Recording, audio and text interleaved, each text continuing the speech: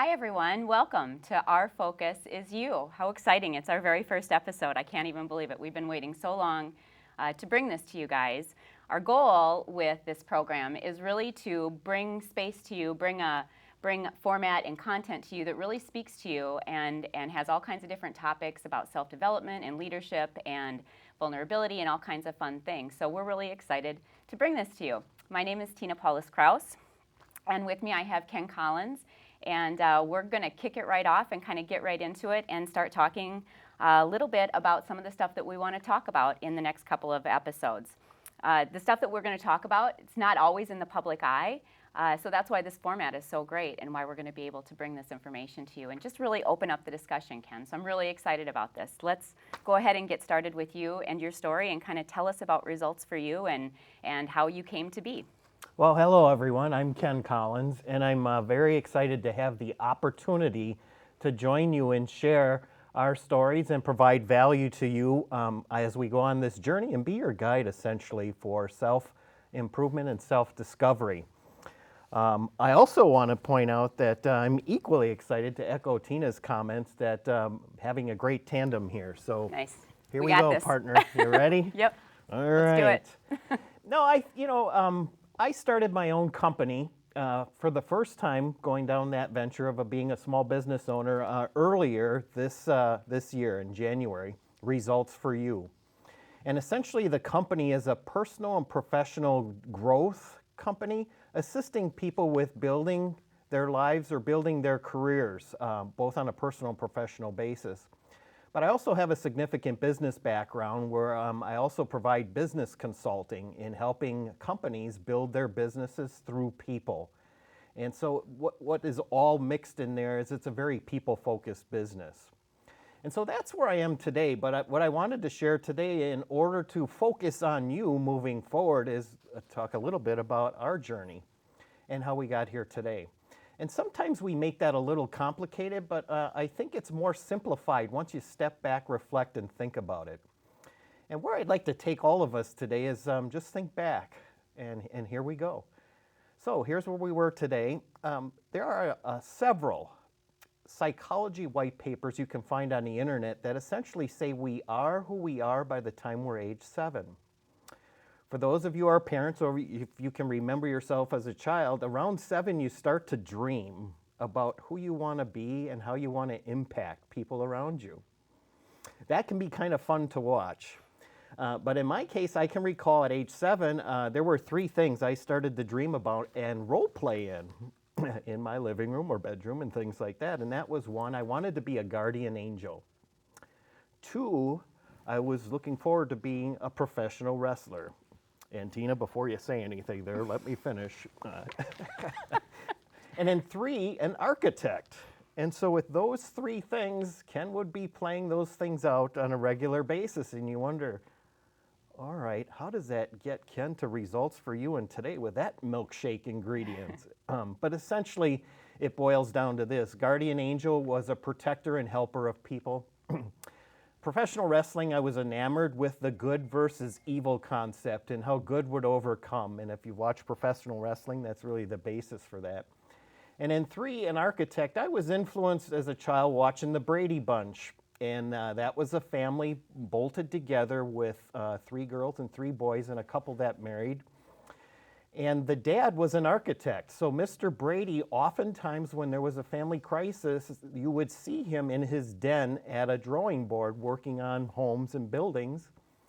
But then the family members would come to that den and board and bounce things off Dad. And so he was really one of the calming influences and part of the people solving for the family. And so I thought, what a cool thing there, helping out the family, but also designing homes where families reside. And so that's essentially at age 7. My first indicator of where I would go in all that was around age 12 or 13. We all try to get entrepreneurial around that time and go on some little ventures. And so I tried selling Kool-Aid at a Kool-Aid stand for about an hour and didn't find that to be a fit. And so a couple days later, I regrouped and rethought what would be more passionate for myself. And I decided to create signs that I would post on trees and telephone poles. Essentially, the signs would say, training camps available and assembling for those interested in baseball and football. And back then, you either made organized sports or you didn't make it through tryouts. And so there wasn't everyone gets in and participates. So there were several kids in the neighborhood who were not on organized sports teams. I was able to get about 10 kids through those advertisements, and it kicked off my summer months there, where I developed training programs for the kids and put them through the fundamental drills. And I saw that there was progress being made when someone was providing hope, organized activities for skill development. And then with that hope and organized skilled activities, you saw confidence build. And once confidence builds, you saw the skill sets develop. And that was pretty cool to me, to a point where I started to organize scrimmages against some of those organized sports teams they had not made. And I'll tell you, being honest, over the 3 months of summer, we got our butt kicked sometimes. But by the end of the summer, we were competitive. And that was very fulfilling to me. As a young person at that time, is to be able to help give hope to those kids in the neighborhood. And so that was really, again, getting involved with being involved, helping others, and a protector, a helper, and things like that. I can tell you that by age 17, as a graduate from high school, and I was a fall baby, so I started school early, graduated young. But 2 days after graduation, I received a call from my guidance counselor. I went to a college prep vocational high school that found you placement at work opportunities, but also prepped you for college. But my guidance counselor said, Ken, I've got an opportunity for you to be a fire protection designer. And I was like, wow, what is that? I better check this out. So I went on the interviewed, and by the time I got home that same day, I had a message from my mom saying they want you back for a second interview. And I can recall how they wrapped this for me to really close the deal, and that was, Ken, I know your heart is set on architecture, but how would you like to help us design and install fire protection sprinkler systems in buildings that would protect those buildings that are designed, but also save lives at the same time?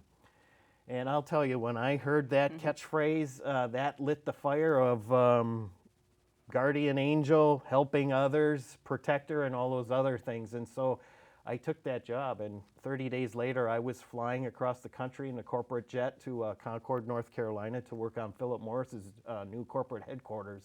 And at age 17, I grew up quick, was exposed to the business world real fast, and initiated on the run.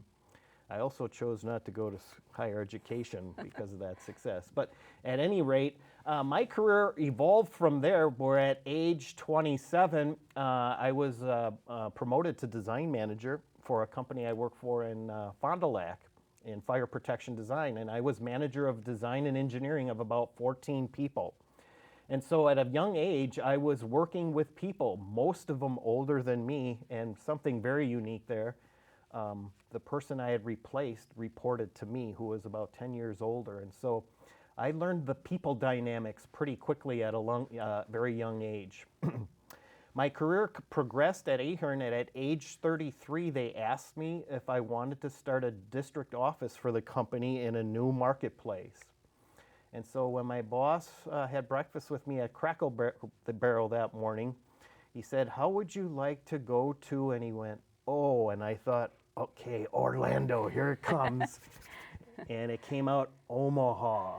And I went, where's Omaha? And he said, Omaha, Nebraska.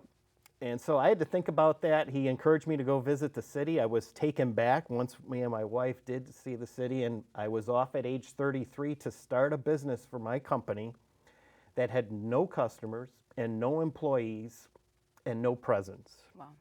And I will tell you that, boy, do you want to grow up knowing business, being entrepreneurial, and then touch all of the phases of human resources at once, start up a new business in an area you know no one or nothing, and they don't know you. And so for the last 20 years, that was my start in Omaha, Nebraska. I ended up creating a half dozen other new district offices. Now, what was kind of unique there, how does this all link? So in Omaha, I didn't go on my first day, okay, where are the trees and telephone poles I'll hang my signs on to recruit people to my training camp? I did the HR approach, but similar. So I had to search and identify people who are willing to join the team. I also had to build a customer base. Once I identified people, I had to train them, develop the skills, put them in manager positions once the business started to grow, and then essentially develop leaders to take over the business. Because my role in the company quickly became, let's start the business, build it, and then hand it off. And then Ken, go build the next one. So I kind of joked I was the Johnny Appleseed of my company for those years, but really enjoyed that a lot. So I got a lot of repetitions with a lot of the HR entities. As I got throughout the company, I was promoted to one of the owners of the company and one of the shareholders. And so my time in the latter part of my career at my fire protection company, I was more in boardrooms and going over financials and numbers and statistics and analytics, and quickly found that I wasn't able to impact people like I did, whether it was customers or people. And so I made the career choice, although I had a wonderful, beautiful career over 32 years that exposed me to things I would have never dreamed of. I wanted to start my own business, be entrepreneurial again, not maybe for the company, but with no life preservers. Could I do it on my own? But also focus the business on helping people, developing people, both on the personal side and professional side, with the core being leadership. That's my strong suit. I built several leaders throughout the company, male and female, over the years and in the handoffs. And I'm very, very passionate about that today. Especially today, I get a little anxious when you watch our presidential primaries and what our new generation here moving forward is seeing as a means of what presidential is and what leadership is like. And so a lot of times, young people in generations like ourselves view sports figures or people in the media as the models of leadership. Right. And so I wanted to get involved in a business that helped maybe determine that from a common person's point of view, and really a down-to-earth, genuine approach to what leadership is. Leadership is really influence, and we'll get more into that into future episodes. Right. But that's my story, and the message in all that is we do spend a lot of time wondering if we're guiding in a direction that was appointed for us or that we really want and enjoy. And sometimes we kind of get off that road. What I'm trying to demonstrate here is the seeds have essentially planted of who we are, and if you step back and think about your journey, how you really get somewhere is maybe more predetermined than we think, and it's just a matter of going back to your roots, and you've heard that phrase before. And so that's my story, and getting to know me more so I can get to know you better. And so Tina, I thought I'd hand off and awesome. Fascinating background and experience as you've kind of gone through corporate America and everything else. I think since the day that you and I have met, it's been very interesting because there's so many similarities, yet so many things that we can kind of build off of each other for. My story is that I'm still working in corporate America. I love my job. I love what I do. But I've had 20 years of building that career with tons of experience and background and everything that goes with it. Through that 20 years, I've had some bumps along the road on a personal basis, and they've kind of taken a toll. And so what happens is, you know, when you start talking about your story and where you've come from and the roots and all of that kind of stuff, I got pregnant at age 20. And when that happens, you grow up really fast. And so the next 20 years of my life after that was really spent on being a single mom and knowing that I had to provide for my kids. And so you go to work every day and you work really hard and you climb the corporate ladder, and it's all great. We have 5 kids between the two of us. I have 3 stepchildren also, and they're all adults and they're out of the house, and you get to this point in life and you kind of start thinking, okay, what's next? You start thinking about identity and who you are and what you want to be and what's next and what are you going to spend your time on and things like that.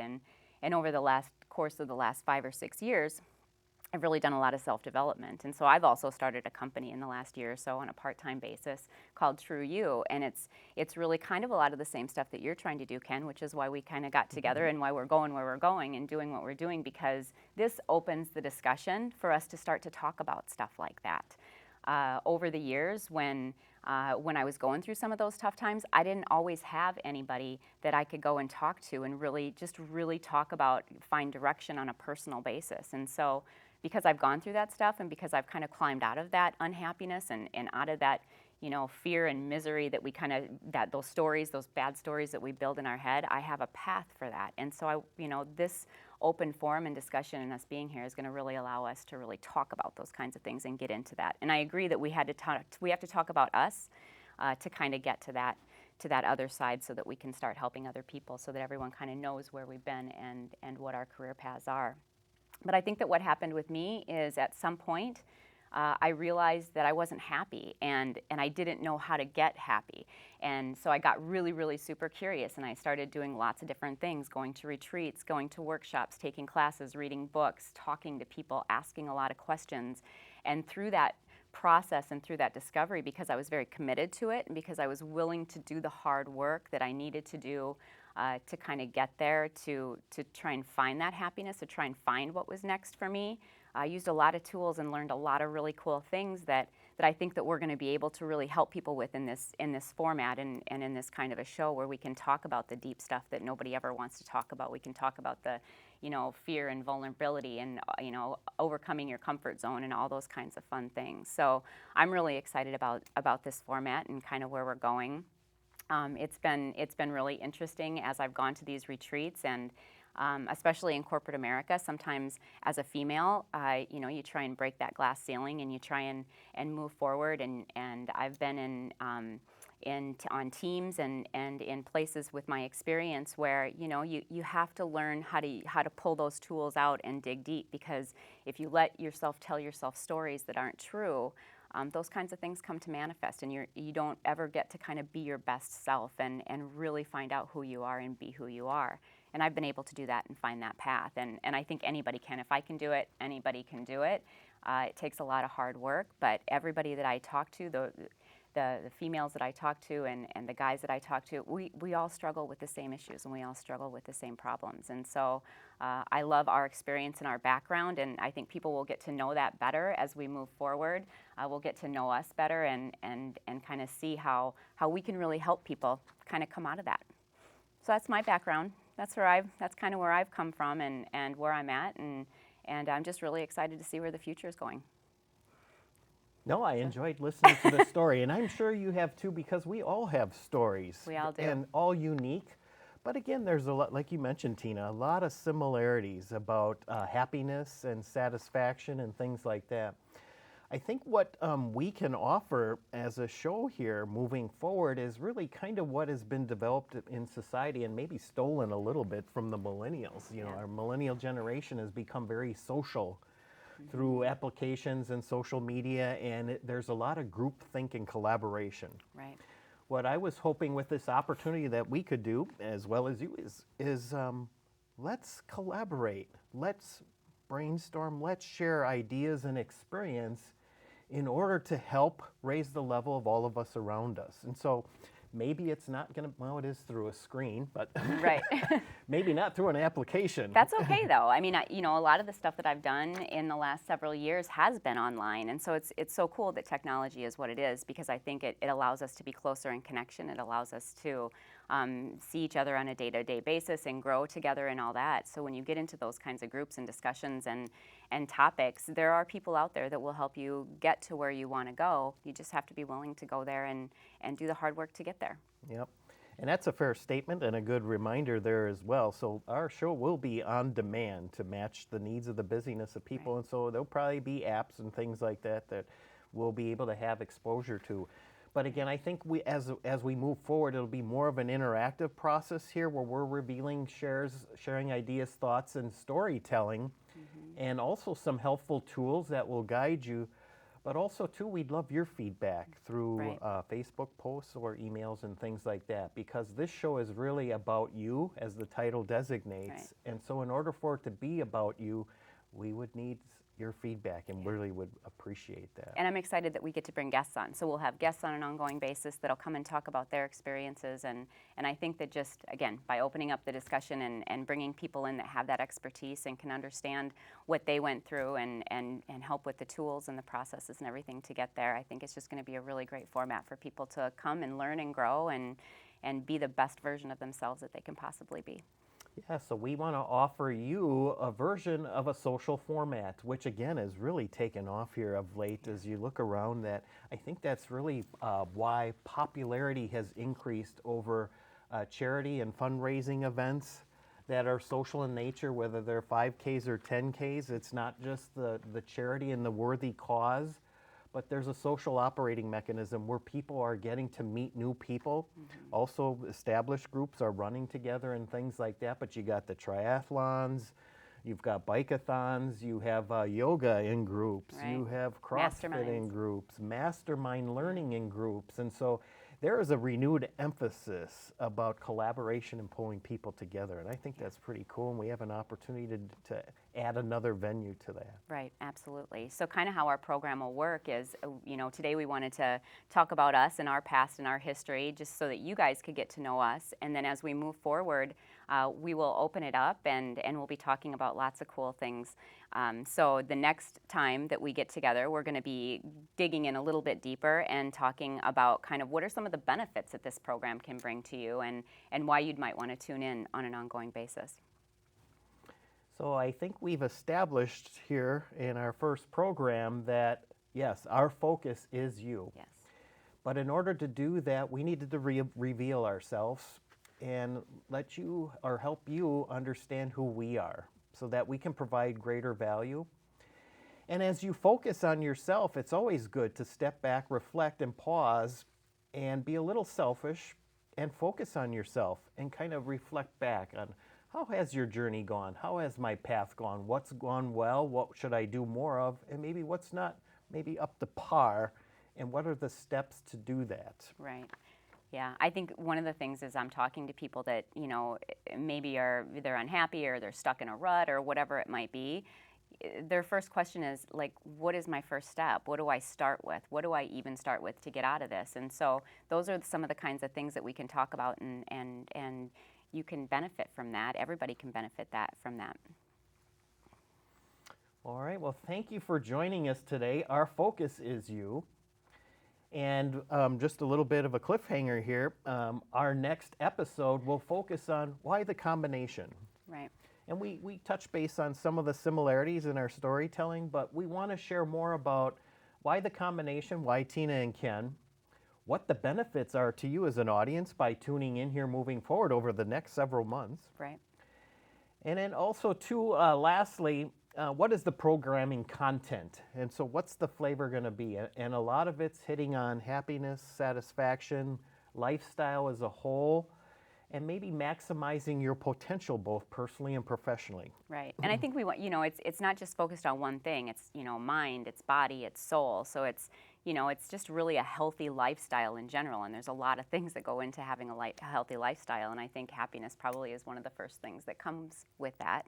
And so we can talk about exercise and talk about yoga and how do you meditate. I have a lot of people that will ask me, how do I meditate? I hate meditating. I don't like to meditate. I can't quiet my mind. And there's definitely some techniques to be able to use to do that. So very, very excited about what's to come.